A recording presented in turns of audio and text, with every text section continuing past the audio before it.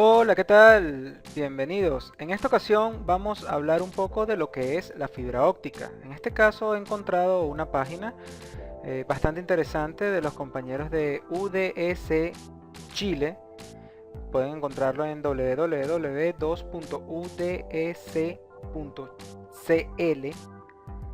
y es un trabajo sobre fibra óptica desarrollado por los compañeros Jimena del Valle, Jorge de Puré y Cecilia Parra. Vamos a valernos de él para estudiar lo que son las fibras ópticas. Principalmente deberíamos decir qué es la fibra óptica. Viéndolo acá, a grosso modo, veamos que la fibra óptica nos dice que es un medio para enviar información que utiliza la luz para ser transmitida como señales. Básicamente lo que nos interesa de la fibra óptica es el núcleo y su exterior, que es donde se refracta la señal eléctrica. De los tipos de fibra óptica existe el monomodo y el multimodo. Uno se caracteriza por ser de un núcleo delgado y el otro por ser de un núcleo grueso. El principio de funcionamiento de la fibra óptica es la reflexión total. La luz cambia de trayectoria cada vez que impacta con los revestimientos alrededor del núcleo. Las fibras ópticas actualmente se utilizan en campos como la medicina, las telecomunicaciones, la arqueología y el transporte, entre otros. La gente de fibraopticahoy.com nos dice que la fibra óptica toma el concepto de la manipulación de la luz para poder iluminar ciertas áreas, en este caso reflejando los mecanismos egipcios que controlaban la luz para iluminar grandes áreas a través de espejos. La gente de Alevenet Telecom nos dice técnicamente lo mismo que nos decían los otros, pero nos muestran otro dibujo que es más o menos las características de la fibra óptica, donde tenemos los puntos de revestimiento o las áreas de reflexión y el núcleo, que es el lugar o el medio por donde va a viajar la luz. Por otro lado, Wikipedia nos dice, sin ánimos de hacer publicidad, que es un medio de transmisión empleado habitualmente en redes de datos y telecomunicaciones que consiste en un hilo muy fino de materiales transparentes, vidrio o materiales plásticos, que se puede enviar pulsos de luz que representan los datos transmitidos. Si entonces comenzamos a leer qué es la fibra óptica, podemos visualizar que básicamente es un vidrio de alta pureza, sumamente delgado, del grosor de un cabello humano, aproximadamente de 125 micrones. Ese es el grosor completo de la fibra óptica como tal. Como podemos ver, en multimodo está alrededor de los 50 a 62 micrómetros, mientras que en monomodo está alrededor de los 9 micrómetros, con un grosor total de 125 micrómetros. Básicamente son fabricadas a altas temperaturas con silicio, con algunos otros materiales y unas impurezas para poder hacer los frentes de reflexión o lo que es el recubrimiento externo que permite la reflexión de la luz. Técnicamente, un cable de 6 fibras ópticas puede transportar más de 5000 canales de televisión o líneas principales y se requiere de 10.000 pares de cables de cobre convencionales para brindar el mismo servicio. En otras palabras, estamos hablando que por un solo medio se puede llegar a transportar el equivalente de 10.000 medios en cobre. Otra gran ventaja de la fibra óptica es que normalmente en cobre se necesita que cada 2 kilómetros se coloca un regenerador de señal de transmisión, mientras que la fibra óptica suele necesitarlo a partir de los 70 kilómetros. Ahora hablemos un poco de la historia. En 1888, Alexander G. Bell construyó un fotófono, en otras palabras, un teléfono que trabajaba con luz, que permitía enviar señales de voz por un medio de luz. Sin embargo, en esa época no existían fuentes de luz adecuadas. Hacía falta la creación del láser.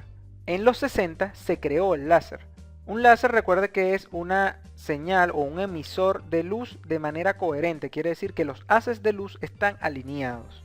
A partir de ese momento comenzaron los estudios de lo que son la frecuencia portadora, las frecuencias del láser y además de eso, los estudios de la emisión y detección óptica.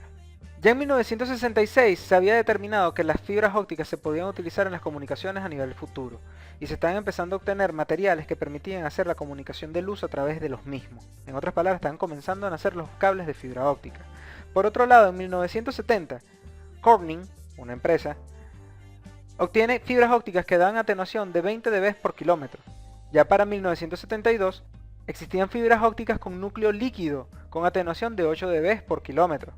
Para el 73, Corning desarrolla fibras ópticas basadas en silicio O2 de alta pureza con atenuaciones de 4 dB por kilómetro, dejando obsoleta a las de núcleo líquido. Para el 76, NTT y Fujikura obtienen fibras ópticas con atenuación de 0,47 dB por kilómetros en lo que llaman 1300 nanómetros, que es la longitud de onda de la fibra óptica o de la luz en la que tiene que viajar la fibra óptica, muy próximo al límite debido a los factores intrínsecos de Rayleigh. Para 1979 ya existían fibras que permitían atenuaciones de 0,12 dB por kilómetro, con fibras en monomodo y trabajo o longitud de onda de 1550 nanómetros. Uno de los primeros lugares donde se utilizaron las fibras ópticas fue Estados Unidos, 1973. Desde el 77 Siemens comienza a utilizarla en Múnich, en Alemania. Y en el 77 Siemens también la instaló en Berlín. Estamos hablando también de lo que es Ginebra, Suiza y otros países comenzaron a utilizar la fibra óptica. Y por lo menos Siemens, sin ánimo de hacer publicidad, ha instalado más de 1 millón de kilómetros de fibra ópticas. Existen múltiples empresas que se dedican a la instalación de fibra ópticas. Por dar un ejemplo, en Venezuela, una de las principales empresas instaladoras de fibra óptica ha sido ZTE de Venezuela, sin ánimos de hacer publicidad. Ahora hablemos de la estructura de la fibra óptica. La estructura de la fibra óptica normalmente está compuesta por un núcleo de 62 micrómetros o 9 micrómetros dependiendo del modo de la fibra, sea monomodo o multimodo, donde monomodo es el más pequeño. Tiene el área de reflexión que hace que la fibra llegue a los 125 micrómetros, o sea, del grosor del cabello humano. Después tenemos un material protector llamado primera funda que tiene 250 micrómetros, para luego pasar a lo que es una primera funda de silicona, que es el color en la fibra, lo que permite distinguir las distintas fibras en los colores de lo que es una manga de fibra, que después estaremos hablando de ellos, donde normalmente empiezan azul, naranja, verde, marrón y por allí vamos. Eso ya tiene alrededor de 400 micrómetros de diámetro. Y después pasamos a lo que es la funda exterior, que es de 900 micrómetros aproximadamente. Todo eso va contenido dentro de un buffer y está protegido adicionalmente, normalmente, por gel. Hablemos ahora un poco de las características. Dependiendo del tipo de fibra óptica del fabricante de la fibra óptica, las formas de las fibras ópticas serán bastante diferentes. Normalmente todos se han colocado de acuerdo y han comenzado a hacer las fibras de la siguiente manera. Tienen un elemento central que le da rigidez a la fibra, en donde se entorchan todo lo que son los buffers. Tienen las fibras ópticas que están dentro de lo que son los protectores o los recubrimientos de protección del buffer. Podemos tener desde fibras ópticas que son con los hilos al desnudo, como fibras ópticas que van con buffers concéntricos o buffers centrados o con los hilos dentro de distintos buffers. Dependiendo del fabricante, la misma tendrá lo que son hilos de aramida que permiten simular otras fibras o generar un relleno, tendrá elementos de PVC, tendrá Kevlar, tendrá recubrimiento de goma externo, podrá tener arrollados metálicos, entre otras características. De igual manera, podrá tener o no un gel protector para disminuir los efectos del agua en el caso de que los buffers sean lesionados por algún tipo de corte. Es importante resaltar que las fibras ópticas están hechas normalmente a base de sílice y el mismo tiene un gran margen de funcionamiento en lo que es temperaturas. Se funde aproximadamente a los 600 grados centígrados, por lo cual una fibra óptica uniforme puede estar trabajando desde los menos 550 grados centígrados hasta los 125 grados centígrados sin degradar sus características. La fibra óptica en sí no posee características de resistencia o a la tracción adecuada para su utilización directa. Por tanto, normalmente se le agregan los elementos de Kevlar o de resistencia longitudinal. Pese a que la información que viaja a través de la fibra óptica es luz, una señal electromagnética, la fibra óptica es significativamente resistente a las variaciones de campos magnéticos a su alrededor. En otras palabras, una fibra óptica, a diferencia de un cable de par trenzado o un cable de cobre, puede pasar al lado de un motor sin sufrir alteración de la información que viaja por dentro de ella. Hablemos de los tipos de fibra óptica. Podemos ver que acá los compañeros lo clasifican como fibras monomodo, fibras multimodo de índice gradiente gradual o fibras multimodo de índice escalonado. Las monomodo, como establecimos, tienen un núcleo menor aproximadamente de 5 micros y el externo total alrededor de 75 micros o 125 micros dependiendo de la fibra. En el monomodo, técnicamente estamos hablando de que la fibra o la luz viaja de manera lineal, por tanto el láser tiene que ser de buena calidad y tiene que generar luz significativamente coherente. En las fibras multimodo de índice de gradiente gradual tenemos, como ya habíamos mencionado, 62,5 micrómetros de espesor del núcleo y 125 milímetros de ancho de la fibra. Aunque ellos dicen acá milímetros, yo creo que debería ser micrómetros, igual que en el anterior. ¿Y qué es lo que significa que el gradiente sea gradual? Básicamente, a medida que la fibra comienza a moverse hacia las áreas reflectivas, la luz, en lugar de reflejarse de golpe, se refleja de manera suavizada dentro del núcleo. Las fibras multimodo de índice escalonado son las que tienen en el núcleo un valor de reflexión diferente a las barreras externas, que tienen otro valor de reflexión. Entonces la luz, dependiendo de cómo entra, impacta y rebota, y se va de esa manera reflejándose dentro de la fibra. En teoría, las fibras multimodo de gradiente gradual tienen menos pérdida que las fibras multimodo de índice escalonado. Sin embargo, al ambas fibras ser de tipo multimodo, podemos hablar de que las pérdidas comparadas con las fibras monomodo son extremadamente altas. Por tanto, desde acá se define que las fibras monomodo son para distancias largas y las multimodo son para distancias cortas. Esto no implica que las monomodos no se puedan utilizar en distancias cortas. De hecho, actualmente casi todas las fibras están siendo utilizadas en monomodo si es posible. Eso dependerá de la calidad del óptico o del láser, así como de la calidad del receptor del aparato o equipo que se instale al final o a los extremos de la fibra. Veamos ahora los tipos de cables ópticos. Dentro de los tipos de cables ópticos que nos vamos a encontrar en nuestro día a día trabajando con fibras ópticas, va a aparecer lo que es el patch cord simple, el patch cord doble. Como podemos ver, tenemos un patch cord simple de color amarillo, los que normalmente son monomodo, y naranja para multimodo. Los patch cord dobles son los que tienen doble amorochamiento de fibra, pero en realidad es un patch cord más otro patch cord pegados dentro del mismo cable, pero utilizando fibras independientes. Cables de distribución interior, CDI. Dentro de los cables de distribución interior podemos ver que existen cables con distintos colores externos, todos con un elemento de Kevlar protector de las fibras, y cada una de las fibras separadas en hilos independientes con recubrimientos gruesos. Estos cables normalmente son extremadamente flexibles, bastante resistentes a la torsión y a los dobleces, y adicionalmente a eso tienen como desventaja que son medios que tienen niveles de pérdida significativamente altos. Alta flexibilidad se paga con niveles de pérdida superior. Cuando hablamos por kilómetro, este cable normalmente se utiliza en instalaciones de 200 metros a 1 kilómetro aproximadamente, mientras que el patch cord normalmente se utiliza en instalaciones de menos de 50 metros, normalmente de 3 a 15 metros, es la distancia que normalmente se utiliza un patch cord. Luego tenemos el cable interior exterior armado dieléctrico. Ya en este punto comenzamos a hablar de distintos tipos y modelos de cables. Cuando decimos dieléctrico es que simplemente no va a permitir que el contacto con la electricidad vaya a generar un corto. ¿Por qué? Porque todos los materiales del cable permiten que sea no conductivo. Cosas importantes que debemos resaltar de este tipo de cable es que normalmente tiene una guía interna y puede o no tener un Kevlar. Normalmente debería tener un Kevlar.